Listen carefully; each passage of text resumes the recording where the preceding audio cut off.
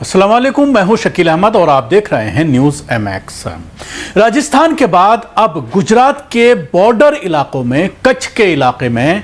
ज़बरदस्त अभियान चलाया जा रहा है मस्जिदों, मज़ारों और मजहबी इबादत गाहों के खिलाफ, जिसको लेकर जमीयत उलमा हिंद का एक हाई लेवल डेलीगेशन मौलाना महमूद असद मदनी के कहने पर प्रभावित इलाकों का दौरा करने के लिए भुज और कच्छ के इलाके में पहुंच चुका है। आज पूरे दिन जमीयत उलमा हिंद के इस डेलीगेशन ने एक एक मस्जिद में, एक एक मज़ार पर जाकर के उसका हाल जाना और उसके साथ ही जो वहाँ के लोग हैं उनके साथ मुलाकात की, जो जिम्मेदारान हैं मस्जिद कमेटियों के, दरगाहों के, उनसे भी मुलाकात की और उसके साथ ही जो वहाँ के सामाजिक लोग हैं, मुस्लिम वकील हैं, जो सामाजिक कार्यकर्ता हैं, उन तमाम लोगों के साथ बैठक कर ये रणनीति बनाने की कोशिश की गई कि किस तरह से इन तमाम इमारतों को आगे कार्रवाई ना हो, उससे रोका जा सके। उसके लिए क्या करना है, कौन सी कानूनी कार्रवाई करनी है, कौन सा कानूनी पहलू अपनाना है, किस तरह से आगे की रणनीति बनानी है, इसी चीज़ को लेकर के इलाके के ज़िम्मेदारान के साथ जमीयत उलमा हिंद के इस हाई डेलीगेशन ने मुलाकात की, बैठक की और इसके साथ ही ये भी जानने की कोशिश की जा रही है कि क्या कानूनी रास्ता अपनाया जाए, कोर्ट का दरवाज़ा खटखटाया जाए और लोकल एडमिनिस्ट्रेशन से मिलकर इस पूरे मामले पर यह बताने की कोशिश की जाए कि ये जो आप काम कर रहे हैं ये पूरी तरह से वक्फ एक्ट के खिलाफ है। क्योंकि ज़्यादातर मसाजिद जो गिराई जा रही हैं, जो बिल्डोज़र चलाया जा रहा है दरगाहों के ऊपर, वो वक्फ में दर्ज हैं। ख़ास तौर से आज जो एक मस्जिद गिराई गई है कच्छ के इलाके में, वो मस्जिद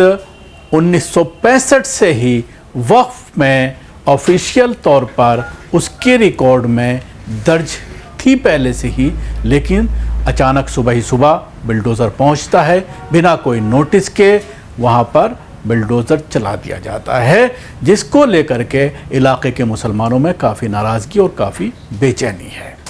तो इस तरह की कार्रवाई ख़ास तौर से गुजरात का जो बॉर्डर का इलाका है कच्छ भुज में मस्जिदों, दरगाहों और दूसरी धार्मिक प्रॉपर्टीज़ को गिराए जाने के बाद पूरे इलाके में बहुत ज़्यादा बेचैनी और चिंता का माहौल है। जले पर नमक छिड़कते हुए आज गांधीधाम तहसील में जूना कांडला की ऐतिहासिक मस्जिद को भी गिरा दिया गया, जो अपने अनोखे कंस्ट्रक्शन स्टाइल के वजह से पूरे इलाके में मशहूर थी और लोग दूर दूर से इस मस्जिद को देखने के लिए आते थे। इस गंभीर स्थिति को देखते हुए जमीयत उलमा हिंद के प्रेसिडेंट हज़रत मौलाना महमूद असद मदनी के निर्देश पर जमीयत उलमा हिंद का एक हाई लेवल डेलीगेशन प्रभावित इलाके में पहुंचा। इस डेलीगेशन को जमीयत उलमा हिंद के जनरल सेक्रेटरी मौलाना मोहम्मद हकीमुद्दीन कासमी लीड कर रहे थे, जबकि इसमें जमीयत के सीनियर अधिकारी, लीगल एक्सपर्ट और राज्य के अधिकारी भी शामिल हैं। डेलीगेशन ने सबसे पहले जूना कांडला मस्जिद के अधिकारियों से, लोकल लोगों से मुलाकात की, हालात को खुद देखा और मौजूद कानूनी रास्तों और आगे की स्ट्रेटेजी पर विचार करने के लिए लीगल एक्सपर्ट और सीनियर वकीलों से सलाह ली। मस्जिद के प्रेसिडेंट मोहम्मद समर ने कहा कि 29 तारीख की सुबह बिना कोई नोटिस दिए मस्जिद पर बिल्डोज़र चला दिया गया।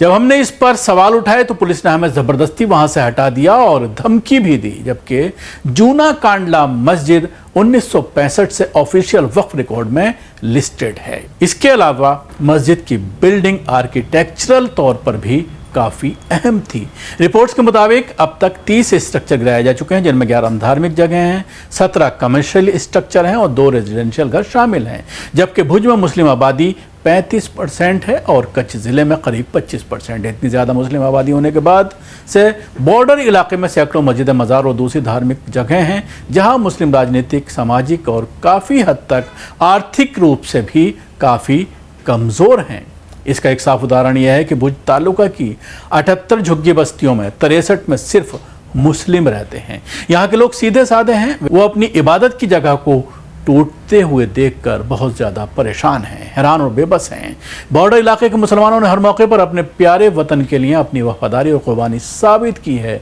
उनकी मौजूदगी और देशभक्ति बॉर्डर पार से घुसपैठ और दुश्मनी करने वाले तत्वों का हौसला तोड़ने में हमेशा अहम भूमिका निभाते रहे हैं। लेकिन बदकिस्मती से आज इन्हीं लोगों की धार्मिक भावनाओं को ठेस पहुंचाकर नफरत और फिरका परस्ती का जहर फैलाया जा रहा है। जमात उलमा हिंद के डेलीगेशन ने अपनी शुरुआती प्रतिक्रिया में साफ किया है कि अगर कोई मस्जिद, दरगाह या दूसरी धार्मिक जगह वक्फ रिकॉर्ड में कानूनी तौर पर दर्ज है तो उसके खिलाफ कोई भी एडमिनिस्ट्रेटिव कार्रवाई करने से पहले संबंधित कानून और नेचुरल जस्टिस के सिद्धांतों और संवैधानिक गारंटी का पूरा पालन ज़रूरी है। धार्मिक जगहों से जुड़े मामले बहुत सेंसिटिव होते हैं, इसलिए सुप्रीम कोर्ट ने अपने अलग अलग फैसलों में एडमिनिस्ट्रेशन को धार्मिक जगहों से जुड़ी कार्रवाई इस तरह से करने के मजबूर किया है कि नागरिकों की धार्मिक भावनाओं को ठेस न पहुंचे और कानून के राज में जनता का भरोसा